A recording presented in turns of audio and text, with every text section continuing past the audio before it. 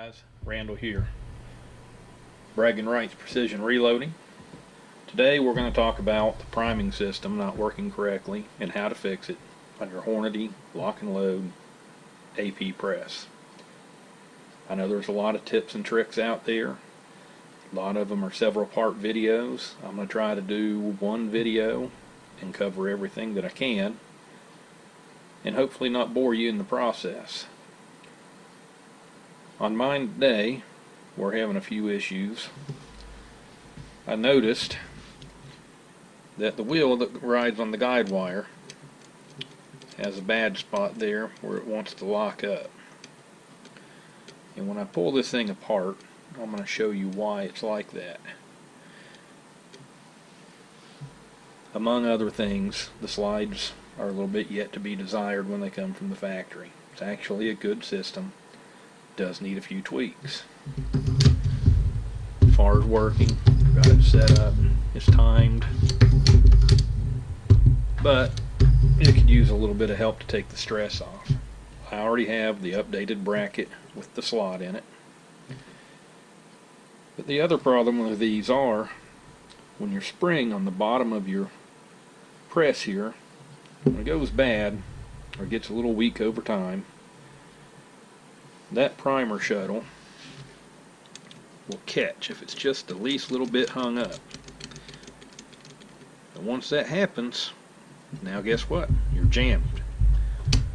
So we're going to address this. We'll go ahead and pull this thing apart.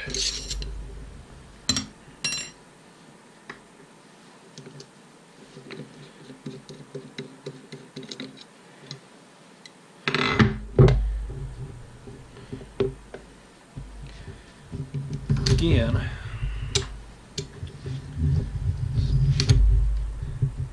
it only takes a very small amount to hang this thing. I mean, a few thousandths.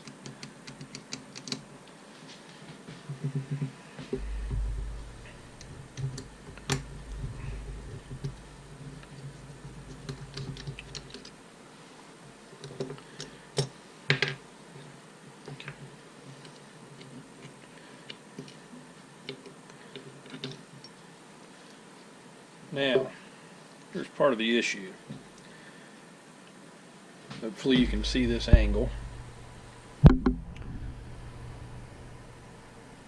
The wheel that rides on the guide wire, there's nothing to keep it from hitting the whole base of the primer slide.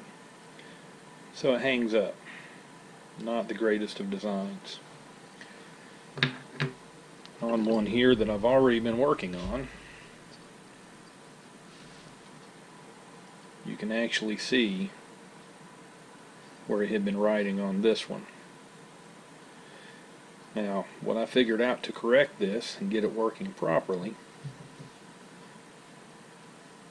is to take the primer slide apart, which I'm going to show you how to do.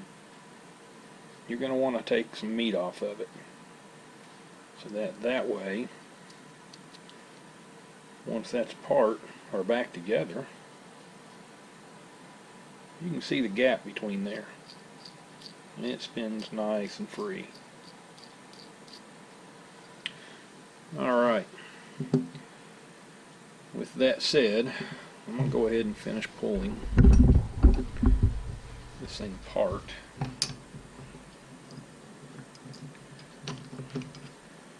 That way you can better see the system as we go.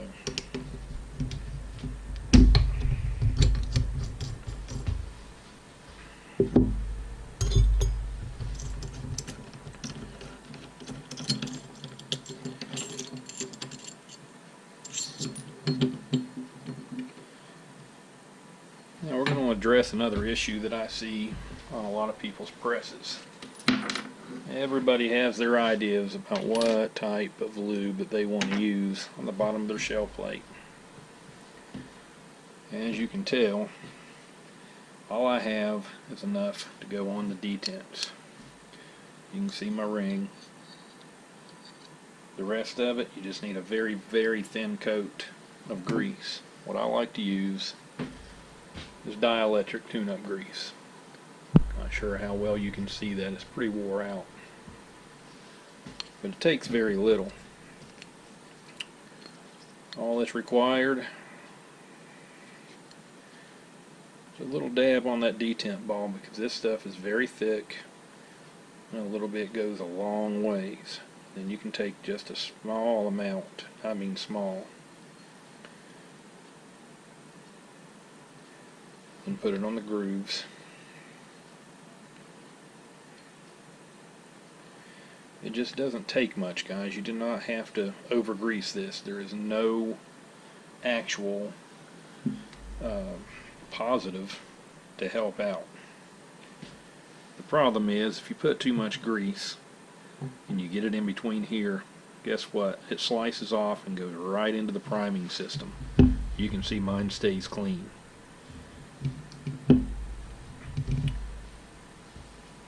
Again, takes very little to properly lube that plate. Alright, enough of that.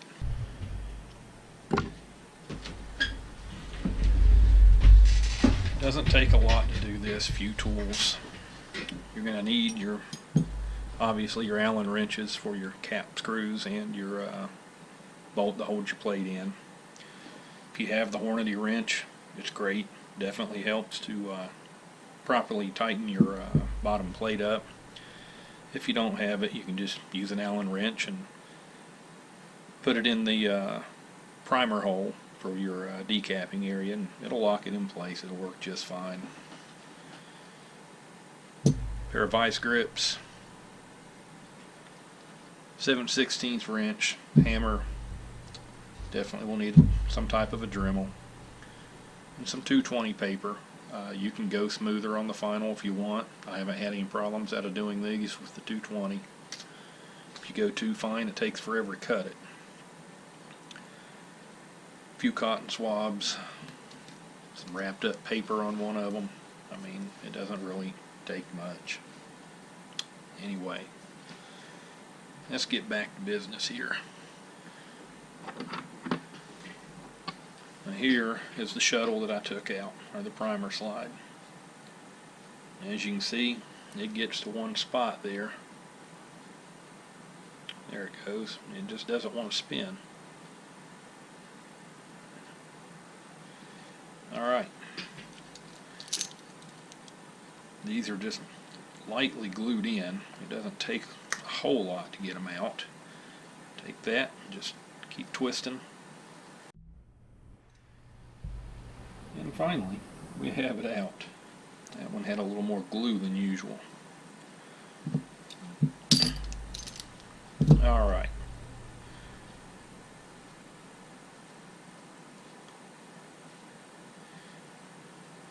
This one, they have the glue actually on the shaft, it feels like, because normally that would just come right out.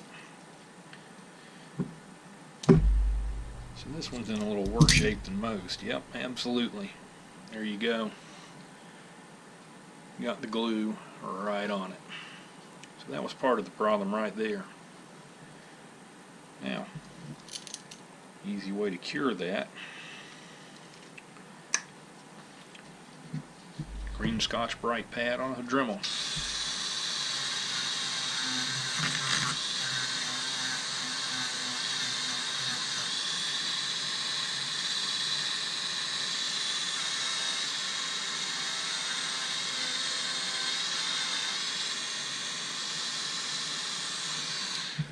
That one's going to take a little bit of scraping. There it comes.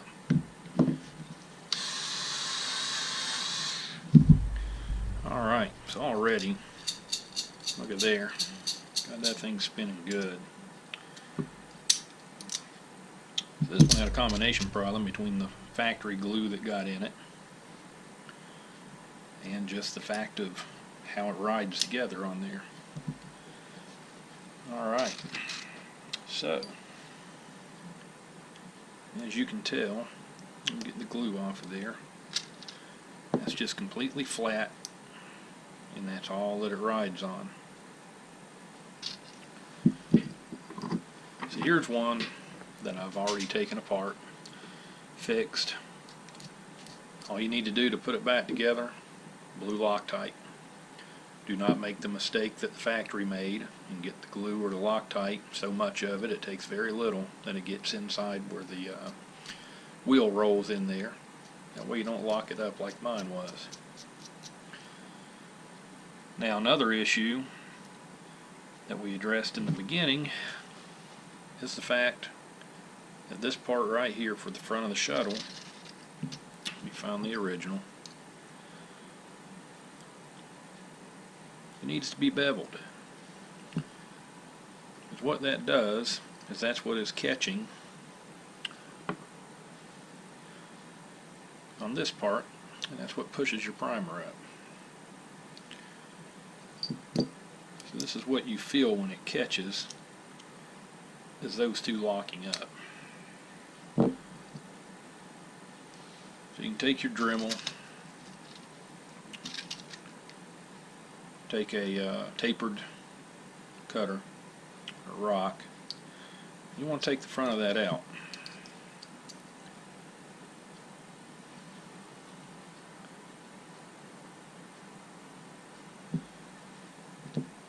That's going to eliminate that situation.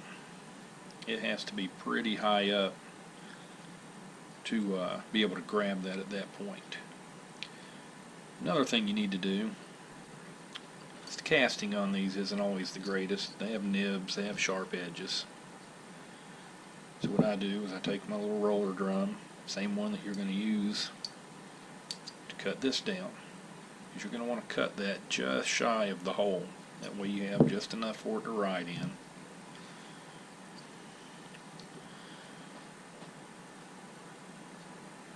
But less to grab the side of the wheel.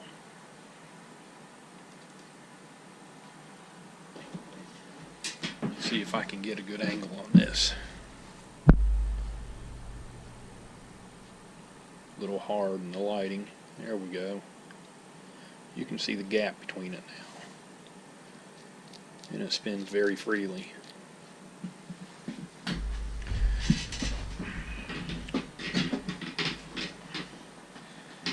You're also going to want to take the drum and you want to lightly go around all the edges and all the corners. You don't want any sharp corners to be able to catch on anything. Just round them off, round off the edges. That's going to make that thing slide smooth as butter. Once you accomplish all that and you have it where you want it, and you have this part shaped how you would like it, that's when you're going to want to take the 220. That's why I put it on the cotton swab there. Just makes it easier to work with, and you're going to work it and smooth it out. You don't want any sharp edges. You want to get rid of as much of the grinding marks with what you can, with the rougher stone. Just want to eliminate anything that primer can catch on. Because the edge of the primer itself is rounded as well, and that helps aid in dropping in there and working smoothly. And then finally I take my 220 and I'll sand both sides, back and the top. In the final stage, you can smooth it all up with the Scotch-Brite pad. Again, this one's been done, just doing that for demonstration. Now, these come with no lube inside those wheels that I've ever seen. Polydyne 2A gun oil. It's all polymer based. This stuff is extremely slick and it takes very little to do its job. And after your Loctite is set up, I want to put a few drops, very small drops, to get down in there. It doesn't take a lot. Get a little bit on the back side where it rides. Polymers in this gun oil are actually less than a half micron in size, so they actually get into the pores and the imperfections in the metal, and they become like liquid ball bearings. It just stays there. This is going to help the life of this. Even the same thing for the wheel rides into the guide wire. Just a little drop. Because even when you think this stuff is dry, it's not. I mean, it's locked into those pores. That's how it's designed. This is the best gun oil on the planet right here. I've used all of them. I've tested all of them. But we'll get into that another day. Alright. So, now, we're going to do something I like to call the bounce test. I'll show you guys the difference in all of this. Let's see if I can get a better camera angle here. Bear with me. Alright. That original slide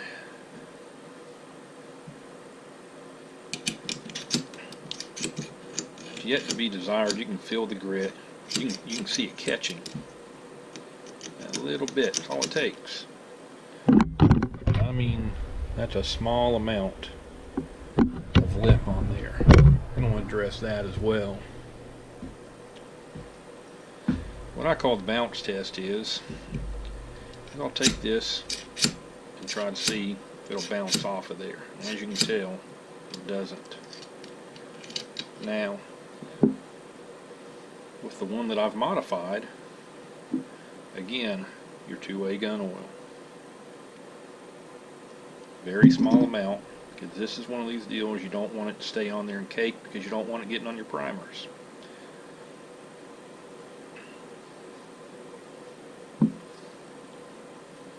Just, I mean, small amount. Because what you want to do is work it into the pores. Then, I know it sounds funny, but I want you to take and just wipe off the excess, because it's there. It's in the pores. Again, you don't want to cake it, because you don't want it to actually draw any debris into it. You don't want the powder to be able to stick to it. All you want it to do is do its job. Look at that. Now that's the difference in how the primer slide is going to work now. Huge difference. Alright. Now the next problem that we have, when you look on here, you can see where that shuttle has been rubbing on the bracket a little bit. So what we're going to do with that is we're just going to smooth it up with a little 220. I've already taken some off of the primer slide, as you've seen.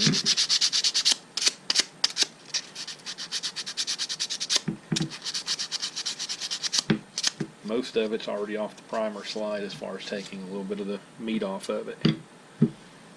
Blow this with some compressed air. Last thing we want is anything in there to bind up our primers.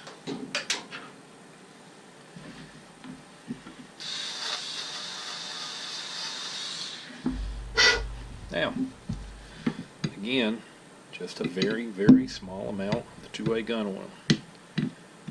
This stuff works so well that I actually use it on the ram of my press. I use it on just about everything except for the detent balls for my plate, because that stuff needs to just stay there. Alright.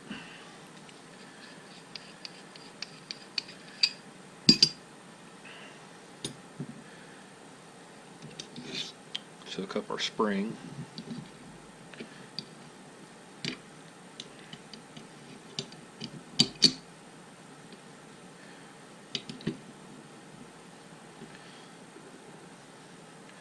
Go ahead and install our cap screw.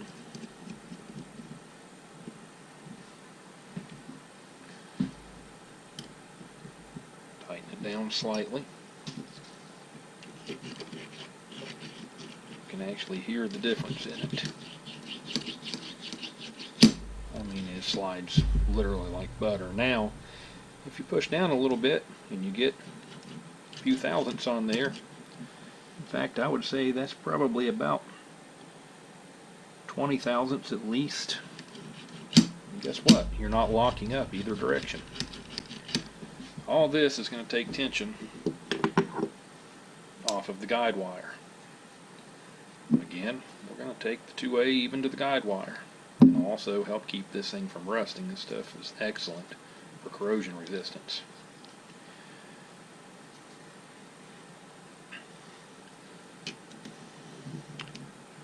We're going to loosely install the guide wire in the bracket. Reason being is because this thing has to be timed to work correctly.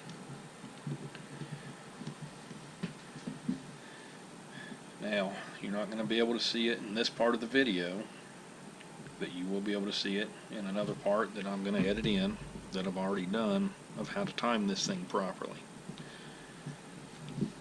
So we're just going to go ahead and do it. I found that one of these little LEDs meant for bores works very well. What you want to do is you want to look down through the primer tube bracket, and you need to center the hole for the shuttle dead center of that bracket. If it is not dead center, you will absolutely have primer feed issues. And this is the one thing that people usually just don't get right. As you can tell,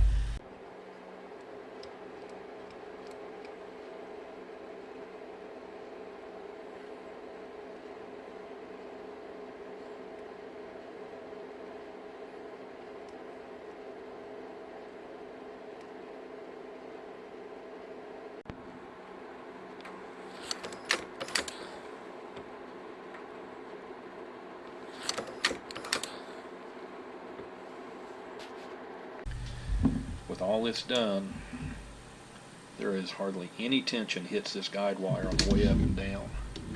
There's nothing to try to pop it out of the detent on the bottom.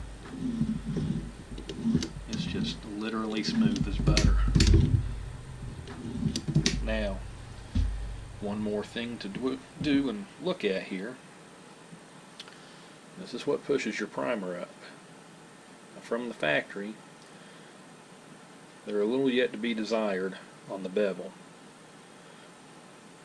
And the primer can actually get caught on that bevel just as well as your slide can. So we're going to change that out because I've already modified this one. If you noticed, and you'll see compared to the one I take out, I've put just ever so slight amount of bevel in there and then smoothed it up.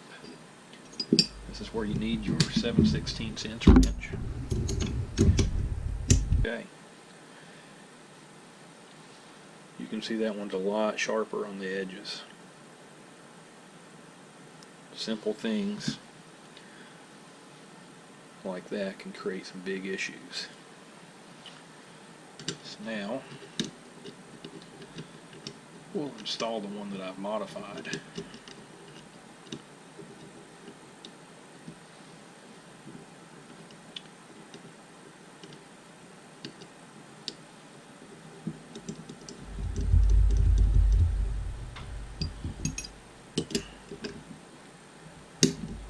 Do not over torque these. You want them just snug enough that they won't back out while you're using it. If you over tighten it, you will eventually cause a whole nother issue, which is the fact that that thing will set above the base. That's something you absolutely do not want. So now we've got everything beveled, working properly. So let's put it to the test and we'll see if this thing fires up and works. Alright, so now let's load some primers in. Let's see how well we did.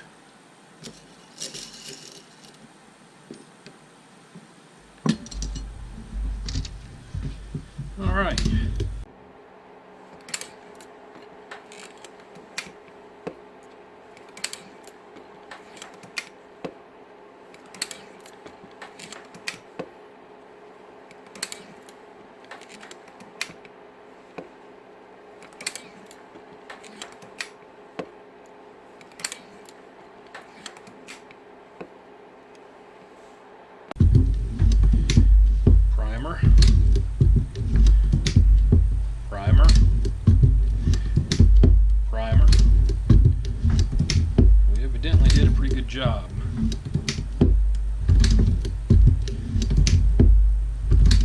guys, that's the nuts and bolts of this situation with your primers not working right.